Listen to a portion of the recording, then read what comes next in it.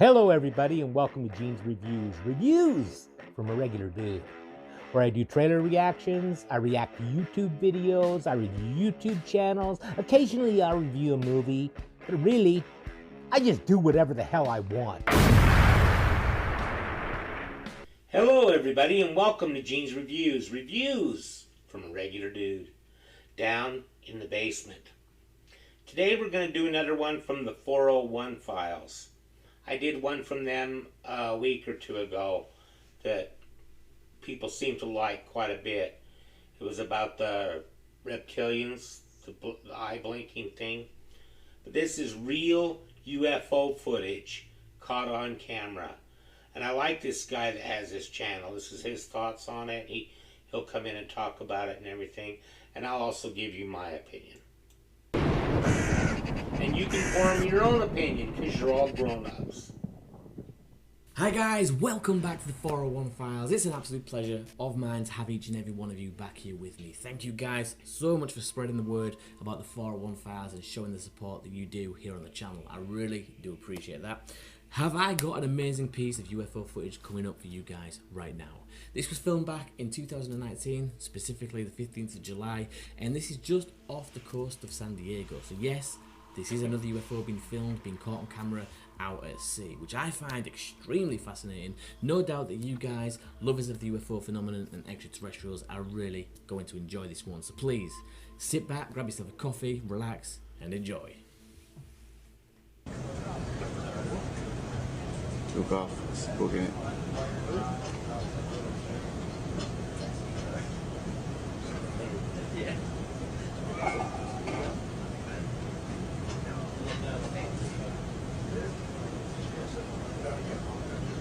Break Omaha, Pick-Me Kid, Rafael Peralta, passive ability to launch Hilo ASAP. Splashing and bearing rain. Sure. I wouldn't shoot at it. Keep going, bro. Let's wait on it. We're making chance we could probably bring that 35 route push. Sir. Yeah, I bring it down. We got a lot of white water out there, some 6-foot swells. Whoa, it's getting close. Yeah, we have 31 knots sustained wind, topside, gust of 40. Whoa, splashed. Splashed. Mark bearing and range. Gone. Where'd it go?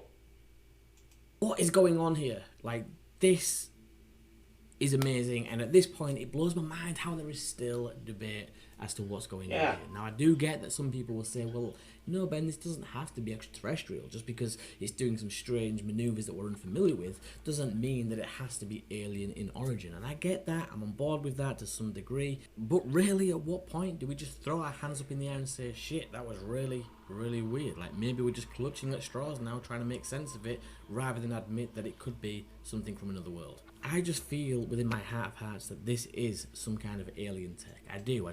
I do too. I agree with him.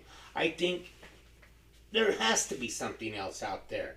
And something like that, I don't know how else to explain it. I don't know why I think that.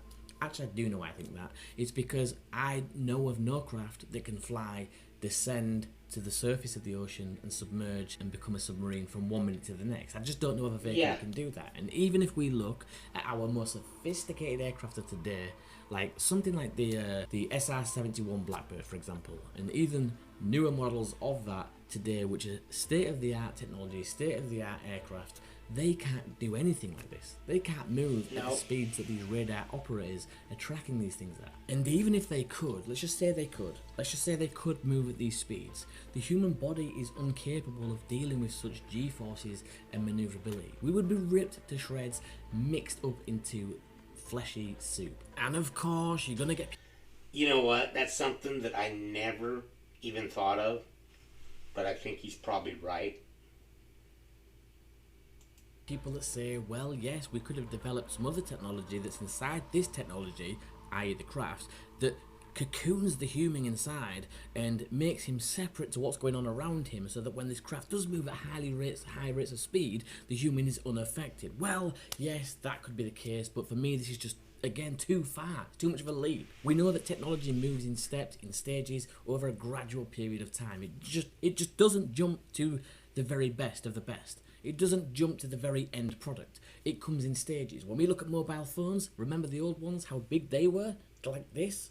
And then over years, over a period of many years, we realised that we could fit now what was in that to something the size of this. And that's how technology works. That's the human understanding, the evolution of technology. It comes in stages, in little tiny baby steps. So when you're asking me to believe, and when I say we, as in you guys, I'm not talking about you guys, I'm talking hypothetically. When you ask me to believe that we have in our disposal a craft that can move from one point on the radar to the other in the blink of an eye, which is many, many miles, it can stop on a dime, fly in space, submerge water, forgive me if I decline to believe that, because for me it's just too many steps. It is far too many steps. Now, there are some exceptions to that rule. For example, if humans have captured down extraterrestrial craft and we've back engineered that technology to bring us leaps and bounds ahead of where we should have actually been in terms of technology, then yes, I can jump on board with that. But again, it means admitting that we are in contact with extraterrestrials. Whenever we are presented with anything that steps outside of normal human understanding, then we instantly think it's a hoax. Humans catch... I guess that could be it. That Area 51, maybe they have alien life there, teaching them how to do all this stuff. And so maybe it is just us, but that doesn't rule out alien life if we're being taught, you know. I find this kind of stuff fascinating, and I like this guy, and I like his channel because he seems really smart and seems like he does a lot of research on it. Achieve that, I don't believe what I'm seeing, so therefore it's not real. And I think that science, when it comes to that horrible mindset, has a lot to answer for. For example, the way science works is through trial and error. We see a problem, we ask a question, and then we start trying to test it. This is a problem. How do you make a toasty? We could make a toasty maker. Okay, let's try that. Did it work? Yes, it worked. Okay, brilliant. Well, that's how you make a toasty. But we know that's not the only way to make a toasty. And this is just a really stupid analogy, I get that. But we know that's not the only way to make a toasty. There are many different ways you can make the same thing. And that's kind of what I'm trying to get at here with this craft. Is that just because it's not the traditional way that we make our craft, doesn't mean that it can't be made by some other beings somewhere else. Like, science has told us that our planes need 2 wings, a tail, a rudder, and engines, etc., and run off fuel. But that's like the analogy with the toasty. That's one way of doing it. It doesn't mean that that's all the ways possible of making something fly. And I think that when we look at footage like this, that is what we're seeing. We're seeing some other beings, some other intelligent species out there that have developed another way of doing exactly what we do here on Earth, but completely different. You guys have been awesome. Thank you so much for sticking this one out with me. It's a cool channel. It's a pleasure to have you all here with me. Thank you for spreading the word in all these Facebook groups that you guys frequent, spreading the word to like-minded friends and family about the 401 Files. You guys are awesome. Please do not think that your hard work in helping share this content. Everybody check out his channel, subscribe if you like this kind of stuff. It's everything. I try to comment back to all of you, or as many as I can. Unfortunately, some of you will slip through the net for whatever reason, but I do, whenever possible, try and get back to each and every one of you, because I really do appreciate everything that you guys do here and the support that you all show me. Until next time, guys, take it easy, stay safe. Wherever you are in the world, please do look after yourselves, and if you are in a position to do so, then please do look after somebody else as well. I'll see you. Yeah, check out that channel if you like that kind of stuff. The 401 Files. I find that stuff absolutely incredibly fascinating. Got a joke. Statues are wonderful. They show us what great people would look like if birds crapped all over them.